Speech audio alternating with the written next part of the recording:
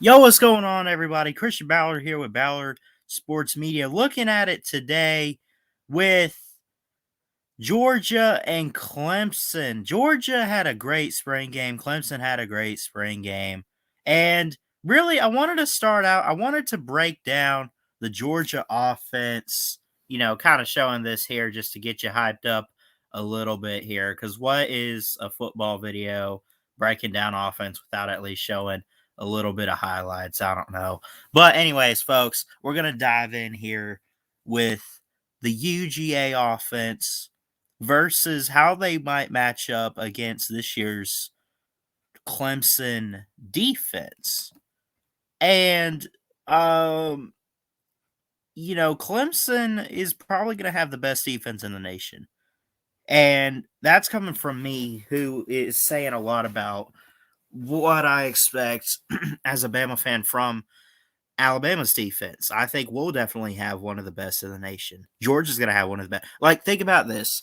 You have Bama, Clemson, Georgia, Oklahoma, Clemson. I think I already said them anyway, but you have these teams, and even though you might sit there and say we're in an offensive era, we still have great defenses. And Georgia and Clemson are two teams that have been a factor of that we've seen the past few years. Clemson a little bit more than Georgia, at least in terms of, how long we've been seeing their defense be so dominant. I mean, you go back a few years with Cleveland Farrell, Austin Bryant, Wilkins, and all those guys.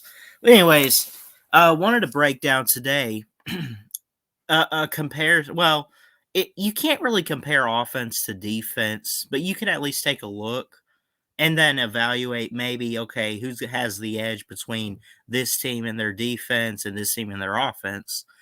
So today, folks, I want to go ahead and I want to look at the UGA offense versus the Clemson defense and what we could potentially see happen maybe in the week 1 matchup. Again, these two teams meet on September 4th, 2021. I believe it's a 7 p.m. Eastern kickoff time. 7:30, actually, I believe. And I could not be more excited for this game. I'm always excited more so for the Bama game as a fan, but let's just be honest and call it what it is. The Georgia Clemson game is going to be probably the game of the year. So you look at these stats here. Let's go ahead and get into it. The guy, JT Daniels. Now, he didn't take over until the Mississippi State game for Georgia last season, but in the games that he did play, and he played some good teams too. If you go back and look at it, it was weird with COVID and all that. It was conference only. He didn't take over until game 8 against Mississippi State, in which he, in his first start, 401 passing yards. It was a close game. It was a close win. It was 31-24. But in his first start, it seemed like Georgia had finally found the guy they've been looking for the past few years. They found him, right? In JT Daniels. Right? So, where do you start with this? JT is the man. Right? That's been proven. He has arm strength. He has great awareness, good protection in the pocket, can run if you need him to. I mean, he was a 5-star recruit too. He was out of USC. And I don't know what it was about USC. I don't know if it was like a situation where he just wasn't given the chance that he deserved. So he said, screw it, I'm out of here. And he just said, you know what, I'm going to Georgia. Anyway, so last year, 1,231 passing yards, right? The highest of any other Georgia quarterback. And they had their fair share of trying to figure it out. Dwan Mathis is gone. He's at Temple. Stetson Bennett is, I don't want to say QB2. They do bring in Brock Vandergrift this year. They got Carson Beck. Stetson Bennett is, if you're smart about this, Kirby, he's probably QB4 on your depth chart. I don't know.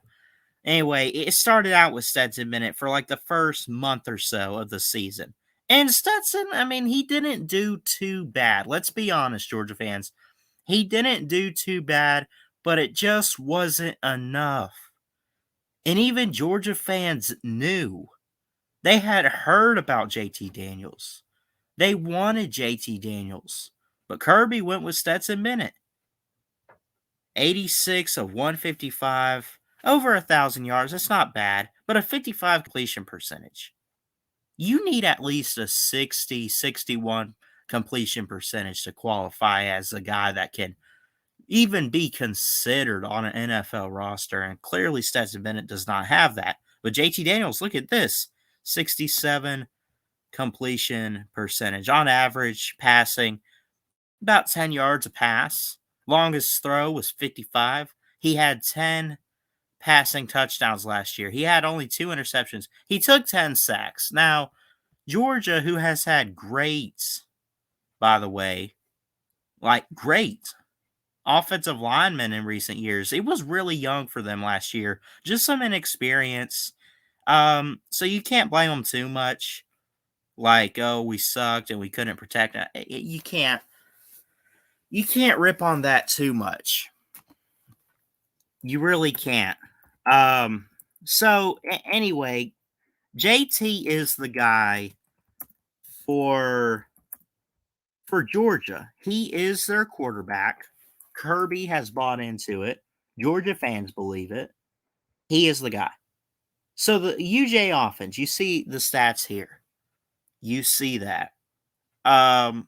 Where does it stack up? Where does it start?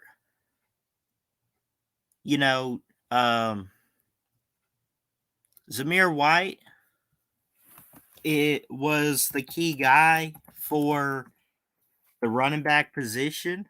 He comes back this year. I believe James Cook is coming back as well.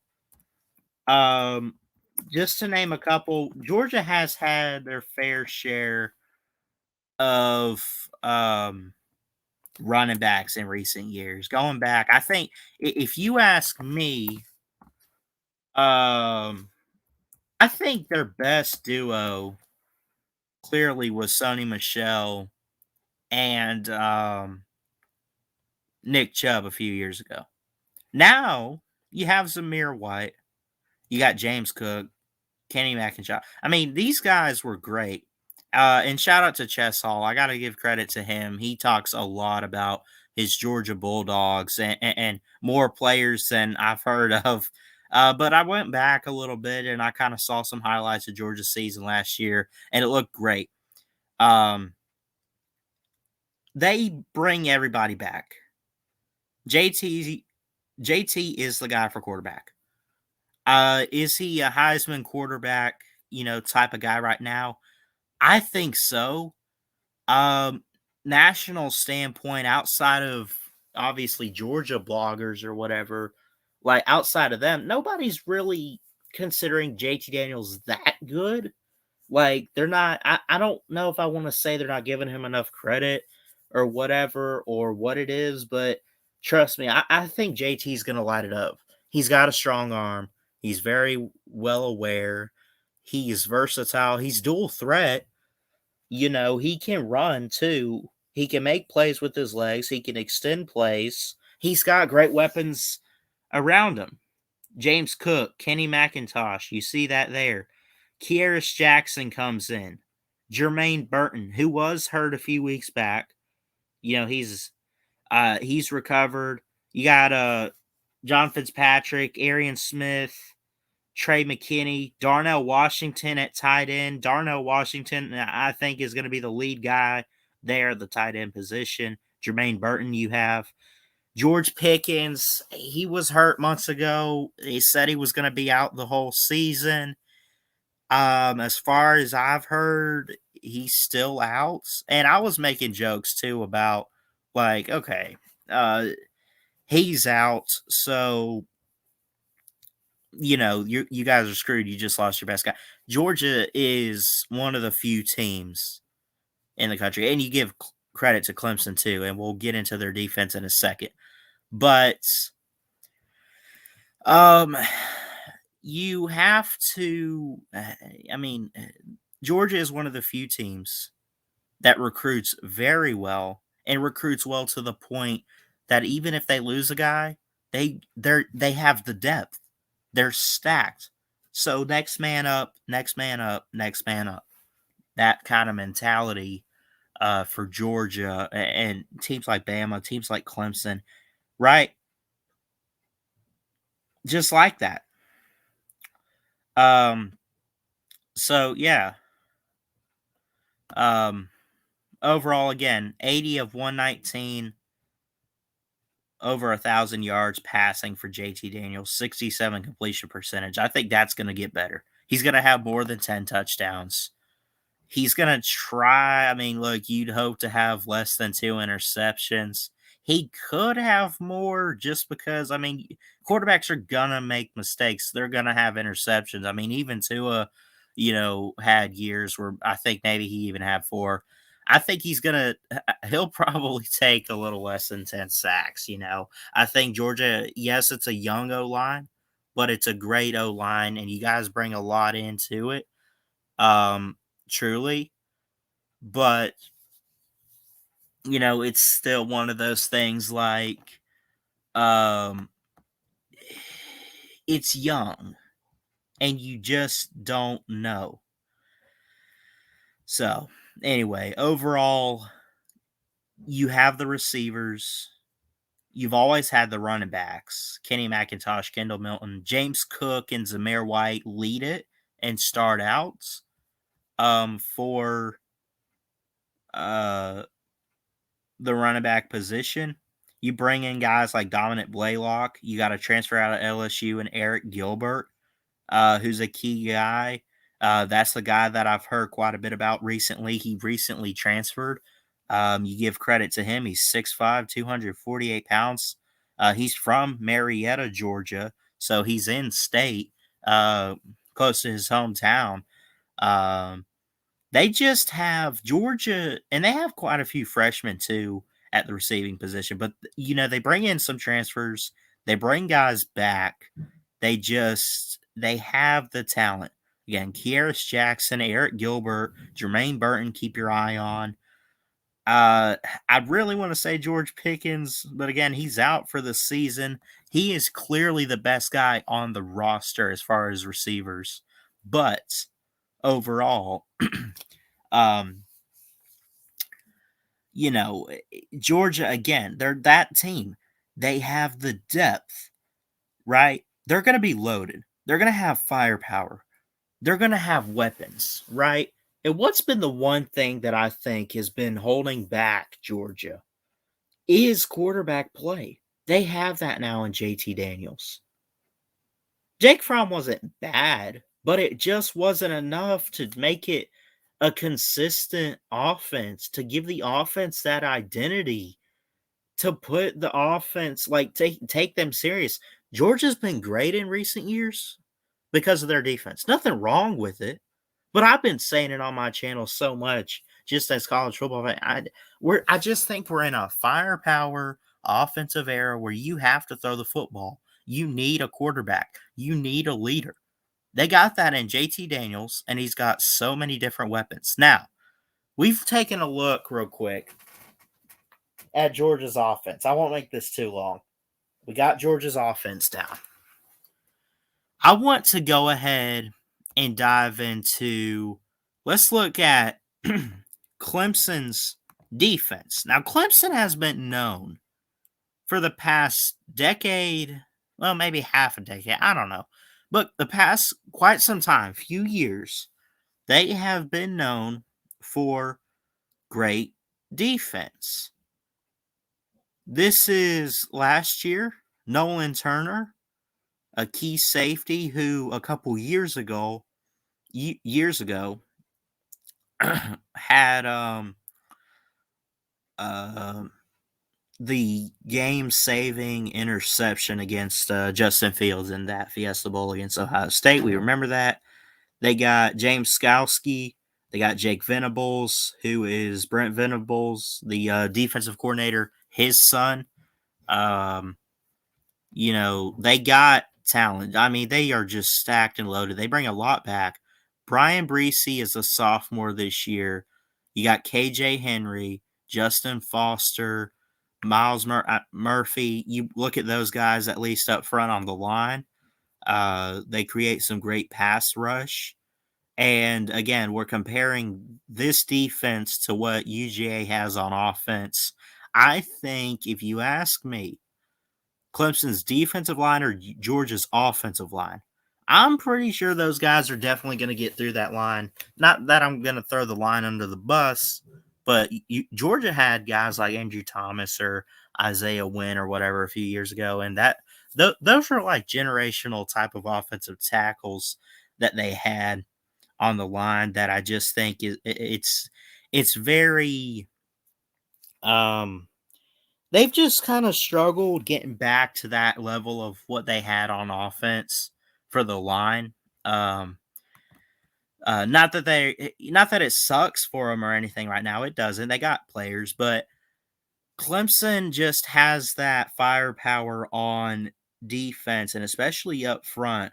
Reagan Upshaw, you have Brian Breesy, you got KJ Henry, you got these guys here, James Skalski, Miles Murphy. I mean, you bring these guys in, that's a good line right there. That's a good line to look at. That's a good line to talk about. That's a good, I mean, you got you just have those guys. So um between lines, I give it to Clemson's defensive line over Georgia's offensive line. Um, there, right? So,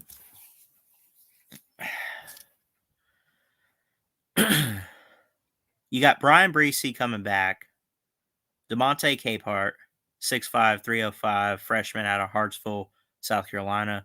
This guy right here, I'm only going to give a shout out because of where he's from in Plant City, Florida, my hometown. Shout out to this Cade Denhoff, defensive edge rusher, 6'5", 225. I don't know what he is capable of doing. I haven't heard that name. He's a freshman, but again, from Plant City, Florida, my hometown. Love all my family back home. KJ Henry is fast, good size here, 6'4", 255, a junior from Winston-Salem, North Carolina. He is great, and I do believe, let me double check something here. Yes, he comes back. He is probably going to be one of the more, he's definitely going to be a leader on this Clemson defense this year. Justin Foster is going to be great as well. Um, I guess he is taking the advantage and the opportunity, with COVID last year and opt-outs. Everyone gets seniors and everybody gets an extra year of eligibility if they want to come back. So Justin Foster's coming back, KJ Henry's coming back, Justin Maskell right here. Miles Murphy is a sophomore, so he's not even eligible yet. But he comes back. Miles Murphy on the defensive line is great. These are guys that you look at it, all right? Okay, and again, we're doing offense versus defense for UGA and Clemson, right? These are the guys that are going to pressure JT Daniels. Can he handle the pass rush? I think he can, but I'm not going to be surprised if Clemson gets a few sacks in there if they get through the offensive line. And again, I give the edge to Clemson's